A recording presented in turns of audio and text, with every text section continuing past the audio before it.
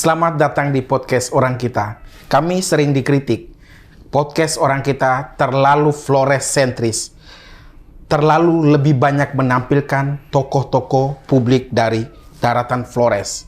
Belum terlalu banyak menjangkau tokoh-tokoh hebat dari Timor, dari Alor, dari Sumba, dari Sabu Rote.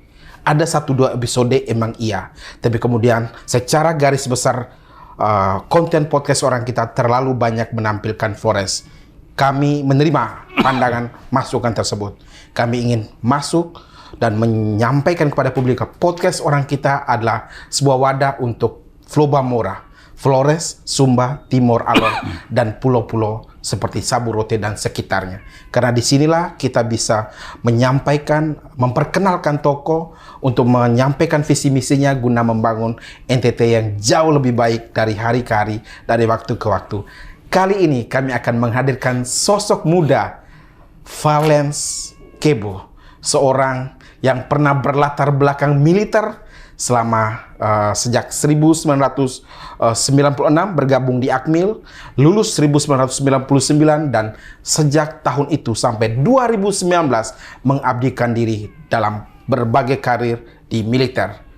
Kemudian setelah perjumpaan kembali dengan kota kelahirannya di Keva Menanu, Timur Tengah Utara di tahun 2018, beliau melihat kok Keva begini-begini saja, kok Timur Tengah Utara yang saya tinggalkan sejak 1996 bahkan sejak 1900 beberapa waktu yang lalu kok begini, bahkan terkesan mundur. Lalu beliau memberanikan diri untuk melakukan pengunduran diri atau pensiun dini dari karir yang masih sangat peluang tinggi menuju jejak-jejak bintang di TNI. Kita akan bahas siapa sosok Valens Kebo yang jika tak ada aral melintang ingin maju dan membaktikan diri menjadi kandidat calon Bupati Timur Tengah Utara. Selamat siang Bang Valens. Selamat siang. Senang sekali Bang Valens bertemu Bang Valens untuk pertama kali. Beberapa kali dengar namanya Bang Valens, tapi kali ini kita pertama kali. Saya senang sekali Bang Valens. Secara singkat dari Bang Valens, apa yang memberanikan diri atau membuat ada kegundahan dalam hati Bang Valens? Toh sudah nyaman di dalam karir militer, lalu kok pensiun dini ini, padahal masih panjang loh Bang Valens menuju usia pensiun yang 58 tahun Bang. Silakan Bang.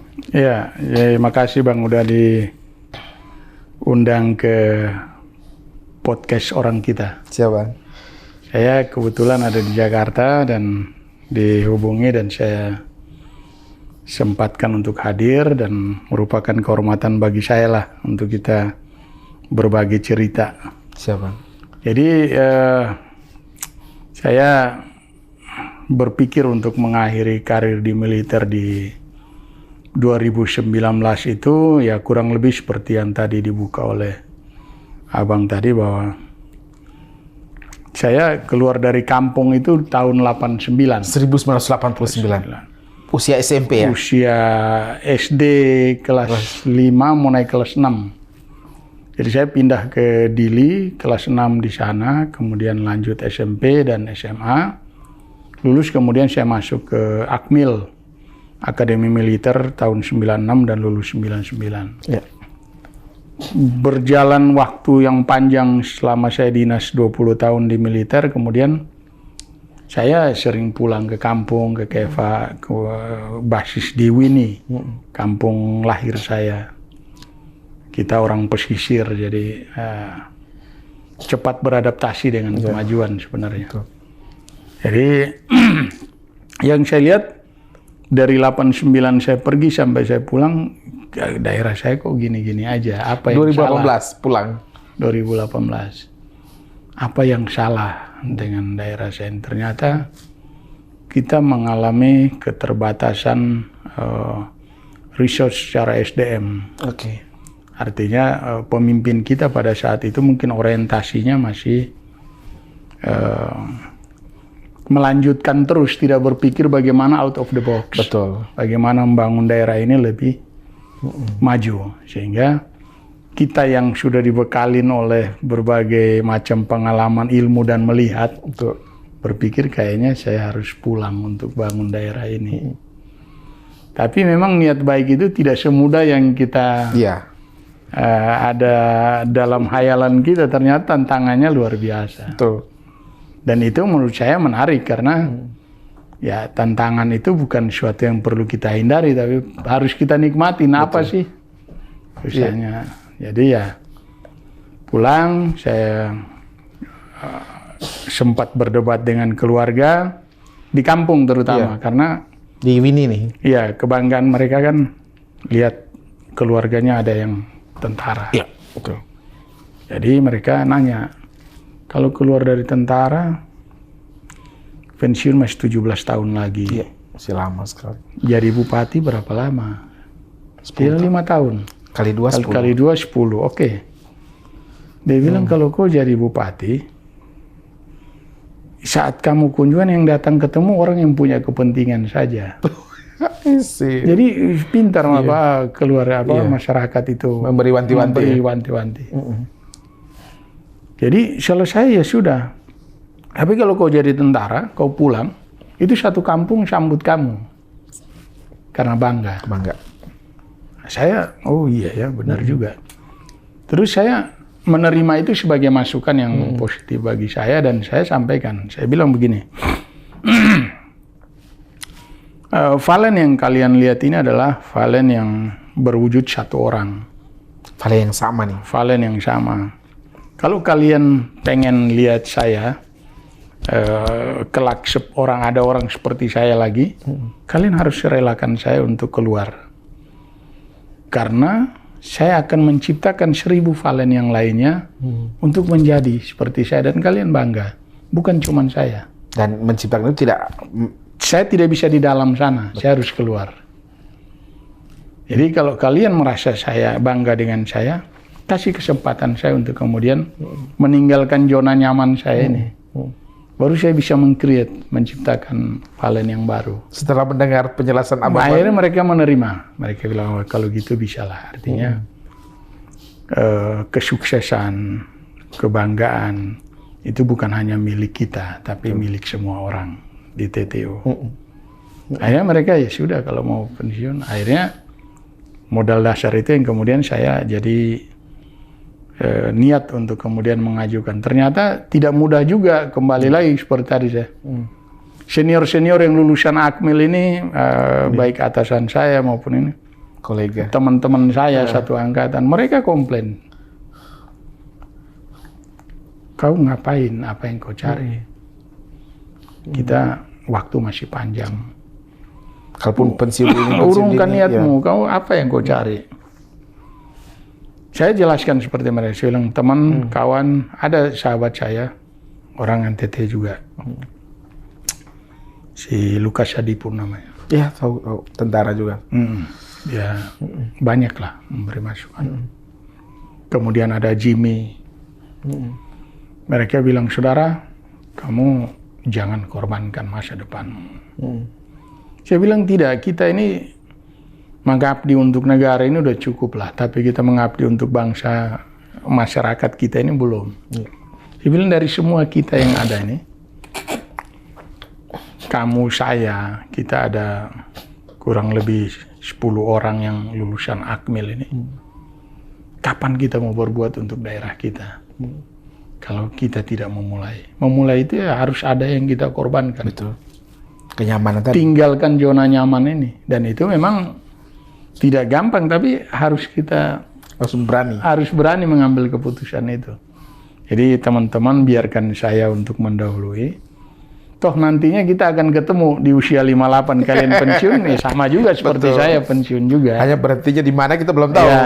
Dalam kapasitas apa? Hanya kalkulasi mengenai jenjang karir ini yang kemudian jadi menarik. Iya.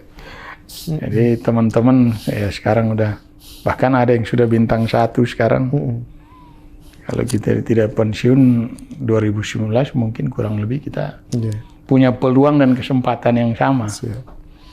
Cuman ya itu panggilan mengabdi kepada masyarakat lebih besar daripada memikirkan karir atau diri sendiri. Itu yang kemudian ya kita bersedialah mengorbankan semuanya. Lalu 2018 bergabung dengan partai politik. Waktu itu tadi Partai Hanura ya? Ya, 2018 Partai Hanura. Kemudian maju setelah di ACC untuk pensiun 2019. Saya tadinya pengen maju dari Hanura sebagai DPR RI, caleg waktu itu. Tapi karena surat pensiun saya ini mepet, penetapan DCT ya. DCT itu sudah limit, jadi tinggal Partai Berkarya yang kemudian masih ada space buat saya. Jadi ya udah, saya maju dan ya penerimaan masyarakat saat itu luar biasa, menerima sosok kita yang kemudian bisa menginspirasi mereka. 40 ribuan suara loh. Iya, suara pribadi saya waktu itu 46.000 dan karena Berkarya tidak lolos gara-gara threshold, ya sudah kita melanjutkan karya yang lain. Kebetulan waktu itu saya sama istri saya maju berbarengan. Saya bilang udah kalau saya nggak masuk, pasti salah satu harus masuk nih. Karena kita udah pensiun, penopang ini harus ada nih. Dapur tetap harus ngumpul. Iya harus ngumpul, karena uang pensiun kan cuman berapa? 2.300.000 ya, sebulan. Artinya itu tidak inilah. Bukan angka yang representatif dari. Jadi ya akhirnya istri ternyata masuk. Baru lolos. Istri berarti DPR Kabupaten ya. TTU dari partai PDIP. Ya. Dan terpilih lagi untuk tahun 2024? Iya, masuk kembali di periode kedua. Ya, jadi ya kita dari apa yang kita perbuat ternyata itu memudahkan langkah kita. Gitu. Jadi setelah dari Partai Berkarya, kemudian lanjut ke pindah partai lagi, saya jadi pengurus di DPP Demokrat. Oke, pindah partai ke Demokrat. Demokrat, kebetulan ada teman saya di situ dan Ketum Pak AHY mengakomodir saya, kemudian saya gabung. Tapi kemudian ada aturan partai di istri saya di PDIP bahwa PDIP itu tidak menerima dalam satu keluarga itu atau suami istri beda partai. Iya, betul. Itu syarat. Sehingga saya mengalah, saya ajukan pengunduran diri ke DPP Demokrat dan disetujui oleh Ketum Mas AHY. Kemudian saya mendukung istri. Di PDIP sampai dengan kemarin istri maju lagi dan lolos ke periode kedua. Ya, Bang Valens, orang bilang politisi hebat itu tidak mendaftarkan diri atau tidak menyodorkan diri untuk masuk ke politisi, tapi kemudian menunggu sebuah panggilan hidup. Ada pengabdian, ada callingnya di sana. Karena kepada politik atau kepada jenjang politik, kita tidak mendaftarkan pekerjaan sama sekali. Kita daftar TNI, saya daftar PNS, tapi ada semacam hati nurani yang sayup-sayup memanggil kita tadi. Ada hasrat untuk membangun TTU. Kok begini-begini saja? Ada yang menggelitik di dalam sanubarinya seorang Bang Valens, sehingga kemudian panggilan itu yang mendorong seorang Bang Valens untuk mau tidak mau harus melalui jalan politik untuk membentuk 1000 Valens yang lain yang bisa masuk Akmil, yang bisa jadi dokter, yang bisa jadi pilot, yang pada akhirnya membuat Timur Tengah Utara menjadi jauh lebih bagus, jauh lebih sejahtera. Seperti itukah Bang Valens melihat politik? Iya, kalau saya sepakat dengan pernyataan itu bahwa politik itu memang kita tidak perlu ya, tapi untuk mewujudkan kebijakan itu kita harus ada di dalam. Betul. Saya sering bercerita sama teman-teman, bahkan ada juga yang bertanya, mereka panggil saya No Valen, kan sudah punya semuanya, terus cari apa lagi? Toh aktualisasi dari orang bekerja itu kan pada akhirnya dia punya dalam hal ini ya harta dan lain-lain lah. Terus udah punya ngapain masuk ke politik, apa yang dicari? Nah, saya jelaskan ke mereka. Selama ini kalian lihat saya bantu orang, lihat oke. Kalau saya bantu pakai pribadi saya, artinya ada batasan. Betul. Ada range yang tidak bisa saya jangkau semuanya. Keterbatasan saya. Keterbatasan. Saya akan tetap memberi, tetapi dengan batas. Betul. Bukan saya tidak mau. Bukan saya tidak mau, tapi ada batas. Seperti yang saya lakukan sekarang, seperti setiap bulan saya membantu 10 peti jenazah gratis. Untuk Timur Tengah Utara. Iya, hanya di Kabupaten Timur. Di mana saja. Di mana saja meninggal. Itu ada permintaan saya antar. Artinya itu batasan saya hanya di 10. Tapi ketika saya memegang kebijakan, saya akan melipat gandakan itu. Bukan soal peti saja. Bukan hanya soal peti saja. Nah, itulah yang dibilang kebijakan itu adanya di pemerintahan.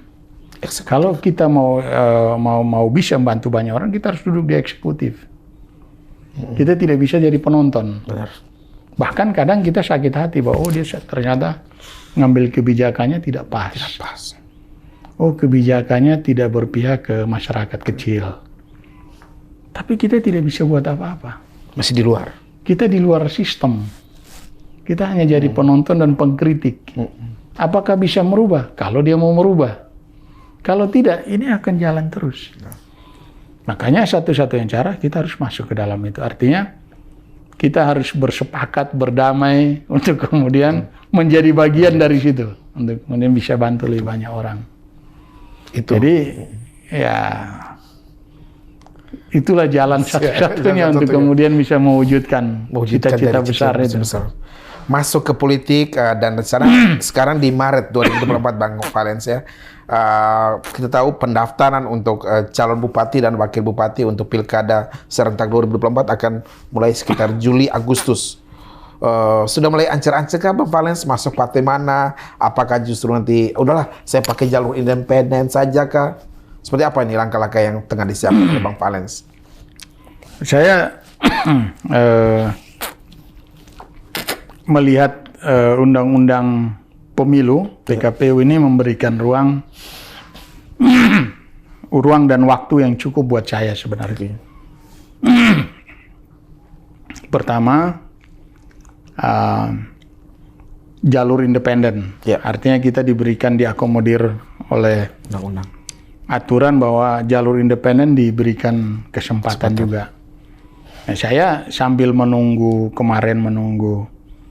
hasil Pileg 2024 ini di tanggal 14 kemarin, saya coba untuk mengumpulkan KTP. Sudah berapa Bang? Sudah kurang lebih mau dekat 10.000 dari 20 yang 20, kita persyaratan. Persyaratan. Jadi ini masih terus berjalan. Artinya kalau misalnya independen diberikan kesempatan untuk mendaftar duluan di bulan Mei. Dan saya juga masih bisa punya kesempatan untuk mendaftar partai di Agustus. Betul.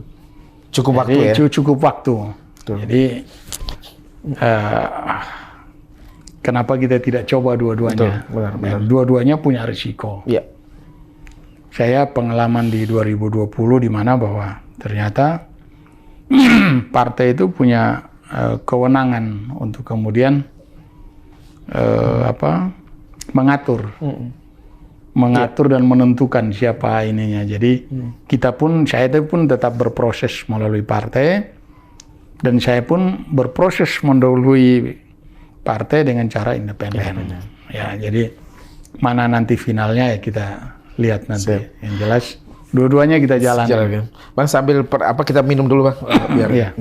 Sorry. Nah, istri Abang sudah di PDIP sejak 2019 ya? Di anggota legislatif DPRD Kabupaten TTU dan puji Tuhan terpilih kembali untuk periode kedua di 2024 kemarin hasil pemilihan legislatif 14 Februari. Akankah nanti Abang ikut bergabung ke PDIP? Jalurnya seperti apa atau lalu nanti seperti apa? Kita maunya begitu ya. Cuman kan di PDIP ini kan ada jalur hierarkinya. Jadi kita pun harus hormat sebagai anggota partai sebagai partisipan di situ. Iya. Jadi siapapun yang nanti ditentukan ya kita hormat. Artinya keputusan bukan ada di kita, Betul. tapi kita hanya wajib melaksanakan. Walaupun istri di situ bukan berarti menggaransi saya bahwa Siap. maunya saya begitu. Iya. Senang sekali kalau saya bisa udah kamu PDIP bawa. Kan saya udah tenang 4 kursi. 4 kursi. Saya tinggal cari 2 kursi lagi. Tapi kita berproses saja karena semua keputusan partai. Siap. Dan kita pun ya membangun komunikasi dengan partai lain untuk memenuhi syarat 6 kursi itu tadi.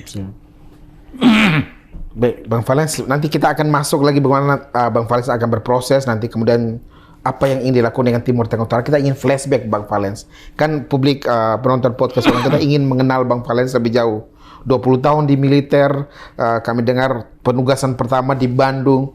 Kira-kira selama 20 tahun tuh Bang Valens menekuni bidang apa saja nih sehingga yang pantasan kapasitasnya begini-begini, karena range pekerjaan selama 20 tahun tuh memang kemudian menjadikan sosok seorang Bang Valens menjadi seperti yang sekarang. Bisa diceritakan Bang? Saya 20 tahun di militer dengan lulus pertama dinas di Bandung. Kebetulan saya transit di Kodam itu sebentar di keuangan.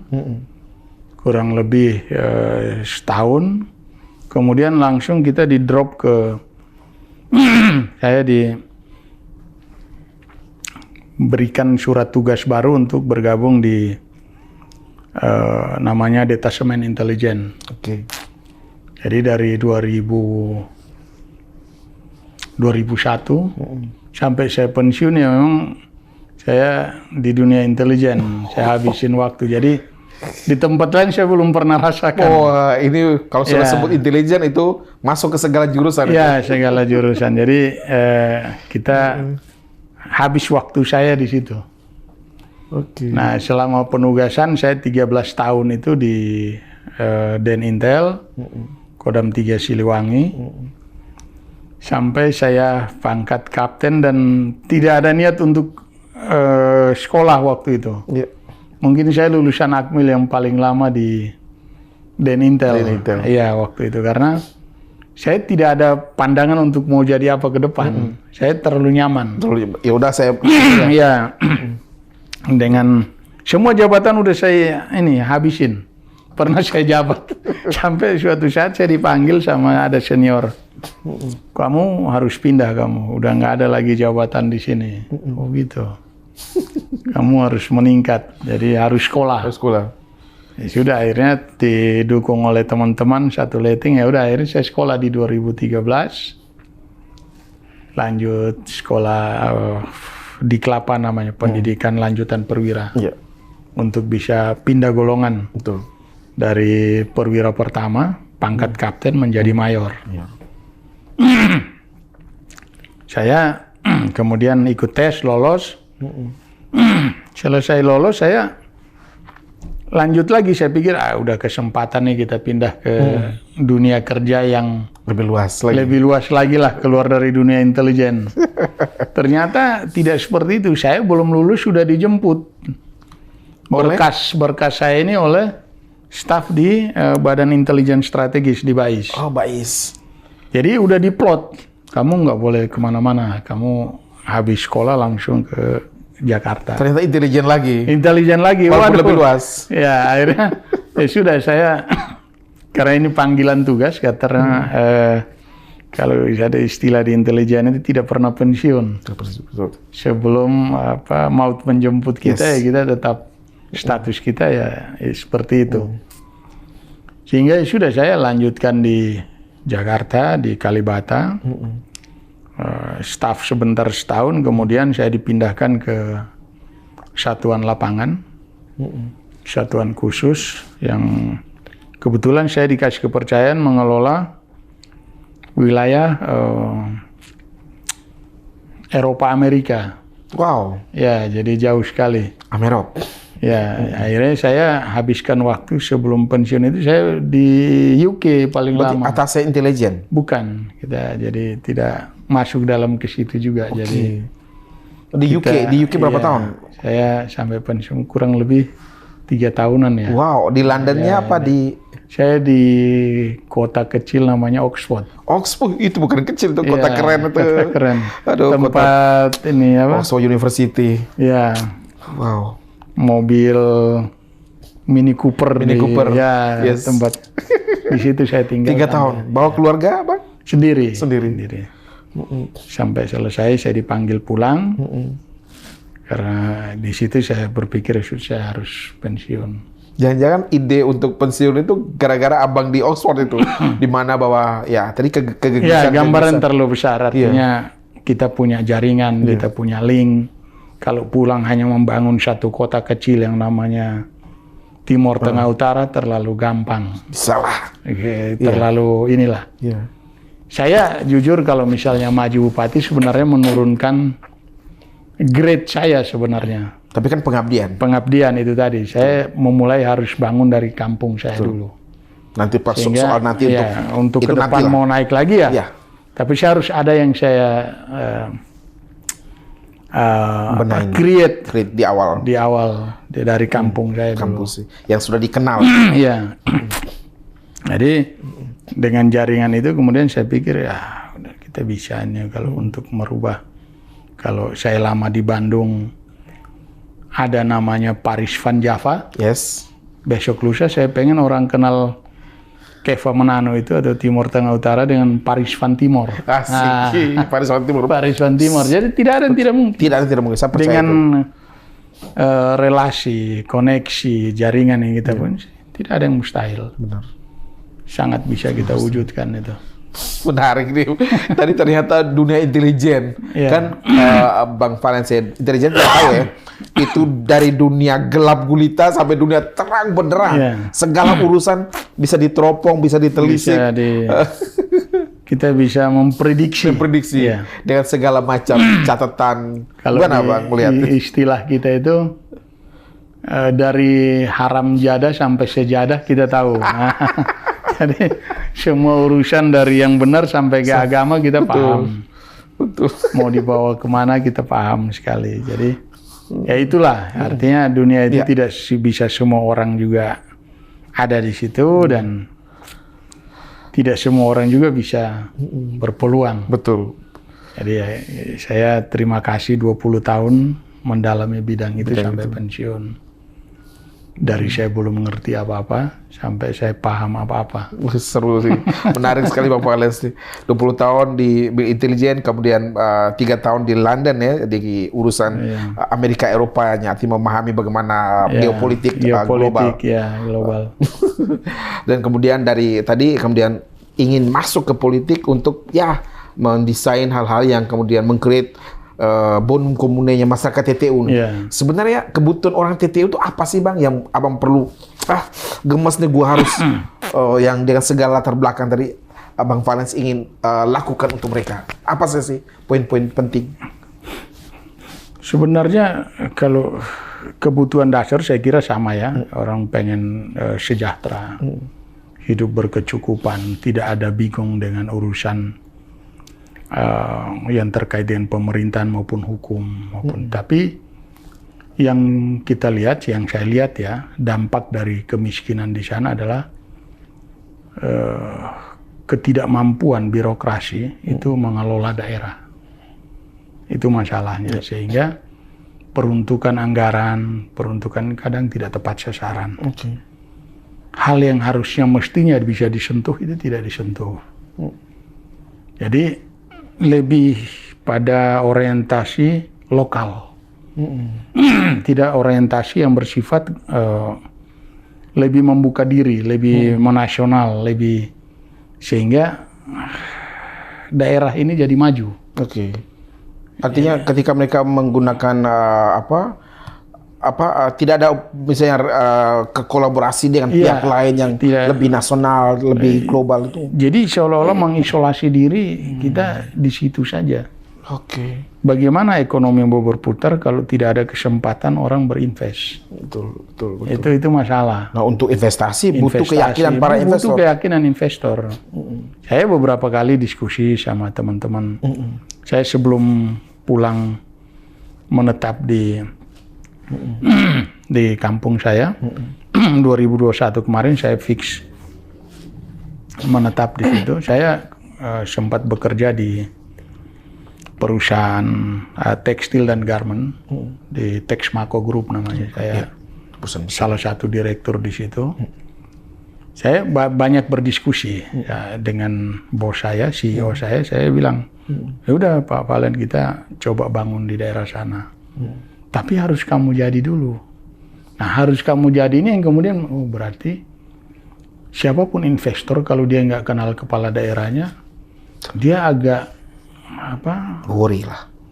Iya, sangat punya kekhawatiran bahwa apa betul nanti kebijakan daerah mendukung saya? Betul. Apakah betul saya ketika minta perda yang kemudian bisa membackup saya membangun iklim investasi di sini, apakah bisa berlanjut apa tidak? Jangan-jangan hanya 2 tahun. Hanya 2 tahun, setahun kemudian datang pejabat baru, bikin cut semua, repot. Benar. Nah, ada yang nama investasi kan dia butuh jangka waktu untuk pengembalian. Betul. BEP-nya. Nah, saya melihat ini salah satu kendala sebenarnya. Salah satu kendala kenapa kita terkurung dan pemerintah daerah siapapun yang jadi bupati tidak pernah berpikir untuk kemudian mengglobalkan diri. Iya. Membuka diri untuk. Jadi yang saya lihat kebanyakan siapapun yang jadi bupati di daerah saya ini, dia anggap jabatan itu sebagai rutinitas kerja. Berangkat jam 7 atau jam 8 ke kantor, jam 4 pulang. Itu jadi, staff itu. Jadi lebih banyak menghabiskan waktu di kantor, kebun, atau ini. Bukan bagaimana berpikir daerah ini maju. Itu kalau dalam ilmu manajemen hanya melaksanakan bisnis as usual. Iya. Jadi susah kita untuk keluar dari lingkungan yang isolasi ini. Tidak punya pandangan helikopter of view. Iya, betul sekali. Jadi tidak ada bagaimana sih daerah ini mau saya bawa kemana sih? Betul. Mau jadi apa sih masyarakat saya dengan anak-anak yang hari ini kita sekolahkan ke Jawa, kita jual tanah, jual kambing, jual babi. Terus pulang mereka jadi tukang ojek. Sedih sekali. Sedih sekali. Jadi saya melihat apa salahnya ini. Memang harus kita masuk situ untuk bisa membuka isolasi ini. Ya, ini menarik Bang Valen soal kemiskinan. Kemiskinan benar. Kemiskinan itu memang menjadi kayak hantu ya bagi kita orang NTT. Jadi seakan-akan ya anaknya petani bapaknya petani karena kakeknya dulu petani, anaknya juga nggak jauh-jauh amat. Akan diwariskan kemiskinan itu. Lalu kalau dalam konteks itu kita jadi kayak nggak punya kemampuan. Padahal kalau dalam konteks besar, kalau kita belajar sosiologis, filsafat, ilmu sosial, ada yang kemiskinan struktural. Di mana kemiskinan itu ada bukan karena mereka miskin, bukan karena mereka maunya miskin, tapi karena secara kebijakan publik tidak memberikan mereka ruang untuk mereka. Jadi itu yang terjadi. Makanya saya melihat kemiskinan ini produk dari birokrasi sebenarnya. Ya. Bukan mereka. Jadi kenapa saya yang saya lakukan sekarang melalui ormas saya Beta Timor. Ya, saya selalu bilang mereka begini, teman-teman, Pak Valen, kenapa sih selalu bantu yang mati, kenapa nggak hidup? Ya. Saya bilang begini, kalau orang hidup, kita buat kegiatan, kita bisa menghitung. Saya kebutuhannya sekian-sekian, sumber dananya dari mana. Orang mati, itu kita nggak tahu kapan dia mati. Betul. Kalau pas dia pegang duit, kalau nggak, dia setengah mati. Sebenarnya ketika membantu peti mati bukan bantu yang mati saja, bantu orang yang hidup yang punya hubungan keluarga dengan si mati. Betul. Dan satu hal yang saya lihat dari saya menjalani itu, membantu mereka yang mengalami kesulitan. Artinya kita ikut menghapus air mata mereka ketika mereka dalam kesulitan. Saya banyak melihat bahwa kenapa menguatkan saya bahwa hidup susah itu pilihan sebenarnya. Artinya kita bisa keluar dari situ atau kita bisa tetap di situ. Tetapi mati dalam keadaan miskin, mati dalam keadaan susah itu tidak boleh kita toleransi. Harus kita hadir, berdiri buat mereka, kita selesaikan masalah mereka. Sehingga itu yang menjadi pilihan saya untuk fokus membantunya di situ. Hidup susah itu pilihan. Selama kita masih bernapas, saya boleh dong saya hidup ini kita. Jadi kalau ada yang bilang begini, Bang Valens, kita tidak bisa memilih ketika kita dilahirkan dari seorang kaya atau miskin. Itu tidak. Itu menurut saya salah. Itu. Oh, malah salah ya? Nggak salah. Tapi kan misalnya saya lahir dari seorang ayah dari Flores sana yang hidupnya susah, tapi saya bisa mengubah keadaan itu. Dengan sekolah, dengan niat, dengan cita-cita, dengan mimpi. Dengan mimpi. Saya Pak, sekolah dulu nggak punya baju. Waktu SMP, SMA? SD. Saya dikasih satu baju oleh kakak kelas saya. Itu saya pakai untuk 4 kali Natal, 4 kali Paskah. Keren. Apa sekarang saya hidup sama seperti itu? Tidak. Saya lebih. Saya diberkati Tuhan. Saya diberikan kesempatan untuk mengenyam bergabung dengan 320 orang seluruh Indonesia untuk masuk Akademi Militer saat itu. Sangat terbatas. Sangat terbatas. Apakah saya hidup dengan keterbatasan pendidikan? Apakah saya kalah bersaing dengan mereka? Yang hidup besar di Jakarta, kenal les, kenal sekolah ini itu. Tidak juga, ternyata ranking dia di bawah saya juga. Artinya apa? Kita orang Timur ini, kita tidak ada yang bodoh. Tapi yang ada kita belum mendapat kesempatan yang tepat. Sepakat. Kalau kita dikasih kesempatan mampu kok. Saya mengalami di Taruna, saya di Akmil, banyak juga ranking yang di bawah saya. Padahal sekolahnya di Jawa sini. Yang keren-keren. Saya di sana mau ke sekolah SD, saya bangun jam 2 ke laut. Habis melaut saya goreng jagung ini ditacu, kasih masuk di botol, kasih air, kasih garam. Bawa untuk ke sekolah? Nah, bawa. Jadi saat selesai jual ikan, saya ke sekolah, saya simpan di semak-semak, istirahat, yang lain jajan karena saya tidak punya, saya ke belakang ambil itu. Saya menikmati itu. Apakah sekarang ranking saya di bawah mereka? Atau sekarang kesempatan hidup saya, mereka lebih baik dari saya? Tidak ada. Juga. Artinya, kesempatan itu, hidup susah itu pilihan. Saya tidak mau susah ya. Saya tidak mau susah, pasti kau punya pilihan untuk hidup lebih baik. Tapi mati dalam keadaan susah itu tidak boleh itu. Makanya hal kecil yang... saya lakukan melalui ormas saya itu. Itu sejak tahun berapa tuh Bang, Beta Timor? Beta Timor saya dirikan di tahun 2020. 2020 ketika teman-teman saya, relawan waktu itu, mereka ketika kita gagal daftar, mereka tidak mau membubarkan diri. Sehingga saya bentuk mereka satu wadah yang namanya Beta Timor, Bela Tanah Timor. Kemudian untuk kita sama-sama terus bergerak membantu mereka yang membutuhkan kita. Jauh sebelum itu memang saya membantu, tapi tidak dalam bentuk wadah perorangan saya sendiri. Walaupun setelah Beta Timor ini lebih terstruktur dia, kita membantu itu lebih terukur. Sudah ada pengurusnya. Ada yang meninggal di kampung mana saja kita tahu karena adanya laporan. Jadi ada perwilayahnya. Diaspora TTU di Batam, Surabaya, di mana? Jadi khusus di TTU itu kita pengurus sampai ke tingkat desa. Jadi kalau ada yang meninggal di desa ini, kondisi tidak mampu seperti pagi ini saya baru menjawab untuk dibantu. Itu ada di satu desa namanya Fafine Suce. Baru pagi ini saya jawab. Dia meninggal dalam keadaan susah dan sangat miskin. Warga pun untuk berkumpul untuk membeli peti pun tidak ada duit.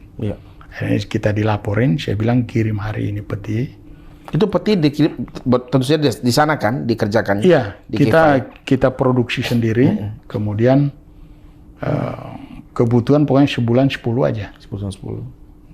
Kalau ada misalnya lebih dari 10 mau tidak mau tidak bisa. Kita tolak. Itulah karena memang Dan iya, kapasitas memang kita kapasitas baru. itu. Iya. Kadang lebih, misalnya 10, 11, 12 kalau ada cadangan. Iya. Misalnya bulan ini ternyata yang minta bantuan cuma 8, ada sisa 2. Maka di bulan depan kalau ada yang lebih dari 10, kita bantu dengan sisa yang cadangan yang ada. Jadi sistem ini yang kemudian kita lebih banyak. Jadi bagi saya istilahnya itu saya lebih banyak belanja masalah. Oh ternyata di masyarakat itu ini masalahnya. Iya. Ini pangkalnya. Orang meninggal, dia tidak ada duit, dia bond dulu di koperasi atau di kios. Iya. Nanti harapan dia dengan orang datang kasih uang duka ini, kemudian setelah 3 hari dia hitung, dia mulai cicil ini. Kekurangan ini. Cicil hanya bisa cicil di beras, kopi gula, aqua, peti. Peti kalau 2,5 paling murah. Paling murah 2,5 juta. Berapa mereka harus ini? Belum mikir untuk bunuh. Iya. Adat di sana kan minimal kita harus bunuh. Iya. Saya sepakat sih Bang Fali dalam konteks ketika orang berduka, orang lagi susah, bantuan seperti itu, ukuran peti 2,5 juta, itu meringankan beban luar biasa. Sangat Bang meringankan. Fali. Karena kita cuma lakukan hal yang sama, itu juga keras. Artinya ketika dia bahagia-bahagia saja, kasih 10 juta, dia rasa biasa aja. Biasa aja. Tapi pas saat butuh, saat dia benar-benar kesempitan ya, itu penting banget.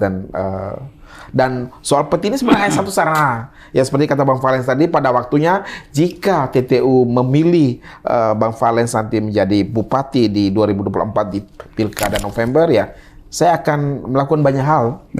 Peti hanya salah satunya. Bahkan 0,0 sekian persen lah dari urusan yang cukup sangat banyak. Besar itu. Siap.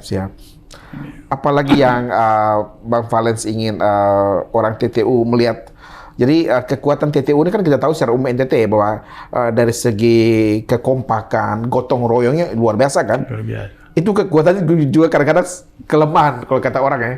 Kelemahan karena ya kita cenderung soal party, pesta berlebih-lebihan. Tapi kalau dari segi gotong royong, kita mau bangun rumah cepat.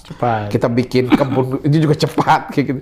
Bukan melihat TTU secara umum dan suku Dawan secara umum dalam seorang bayangan seorang Valens yang ingin memimpin mereka di 2024 nanti, Bang.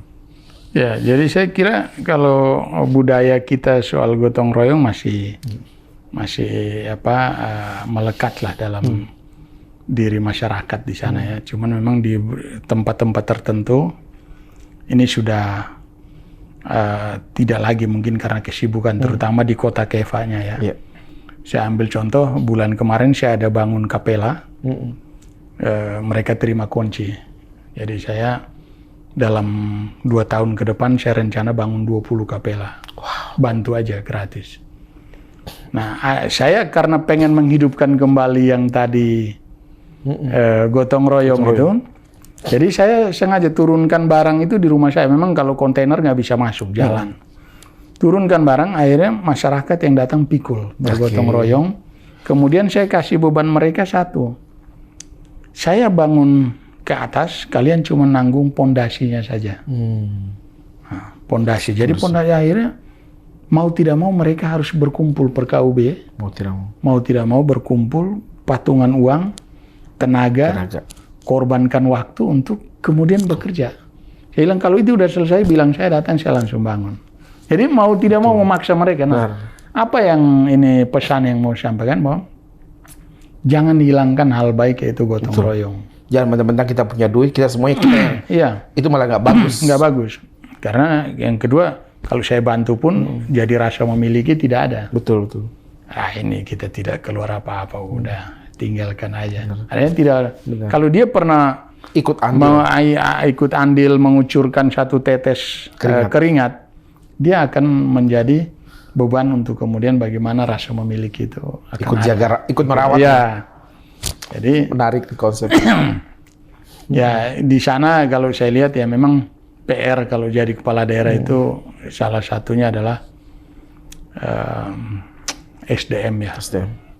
Kita mungkin secara hati, secara batin kita dididik orang tua kita itu untuk jujur, dan itu betul, jujur, tanggung jawab, Makanya kita kerja sama orang, pasti orang suka sama kita. Betul. Karena kita dari sisi jujur dan tanggung jawab itu mungkin kita lebih lah. Betul.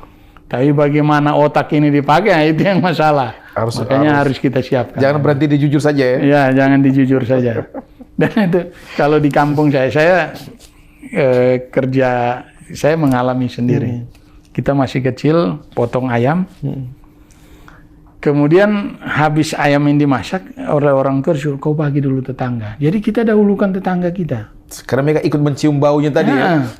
Jadi terakhir kita, karena sudah habis membagi, terakhir kita, kok nggak ada ini. Akhirnya tinggal kaki. Orang tua bilang, ya udah kamu lihat kuahnya ada apa, ada kepala. Ya itu kuah kepala itu buat kita katanya.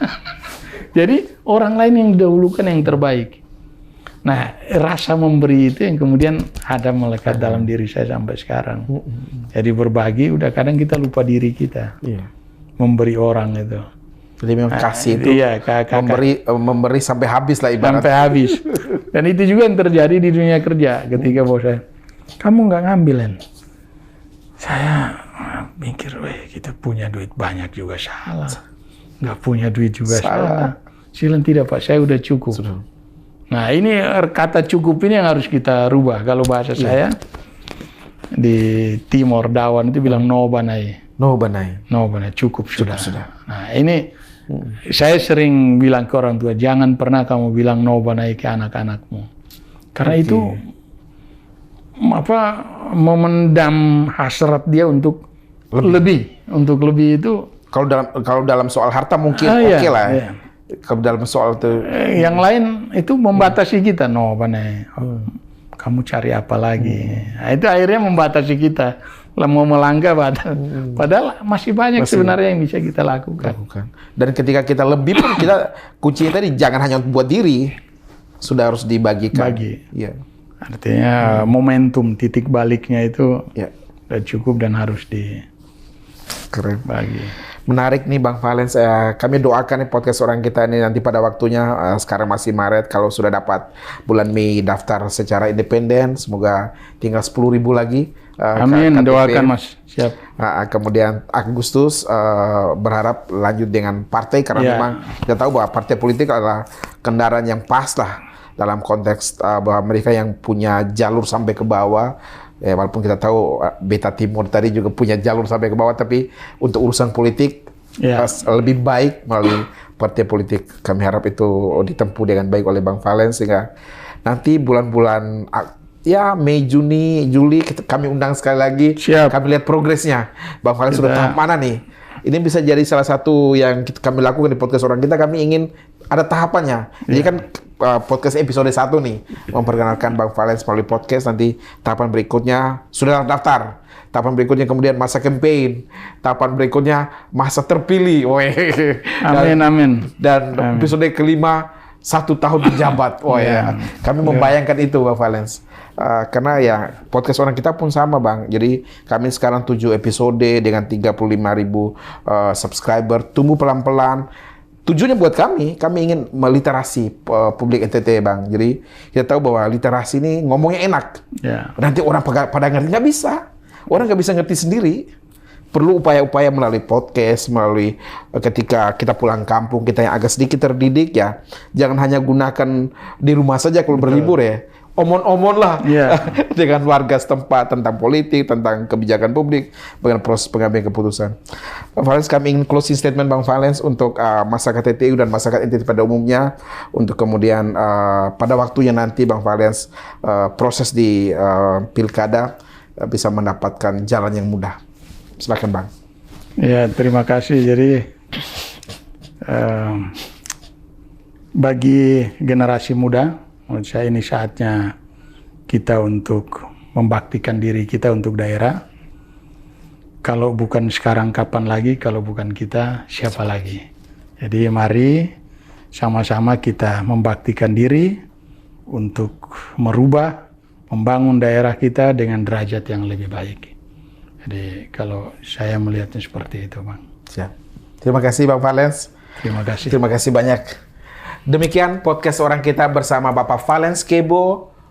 pensiun dini dari militer setelah 20 tahun mengabdikan diri dalam kapasitas sebagai anggota TNI, lulus dari Akmil 1999, kemudian membaktikan diri hingga 2019, mengundurkan diri, sempat bertarung untuk DPR RI dan kemudian Bupati TTU, dan kali ini akan bertarung membaktikan diri dalam Pilkada Timur Tengah Utara November 2024. Kami podcast Orang Kita selalu mendukung pemikiran-pemikiran positif untuk membangun NTT jauh lebih baik dimanapun berada, di Timur Tengah Utara, di Daratan Timur, di Flores, di Sumba, di Alor, di Sabu, Rote, dan seluruh pulau di Nusa Tenggara Timur. Kita doakan Pak Valens Kebo sukses dalam seluruh perjuangannya, karena suksesnya seorang Bang Valens bukan sukses buat dirinya sendiri, tapi sukses buat masyarakat TTU dan pada akhirnya masyarakat NTT yang kita cintai bersama. Demikian podcast Orang Kita, salam manis.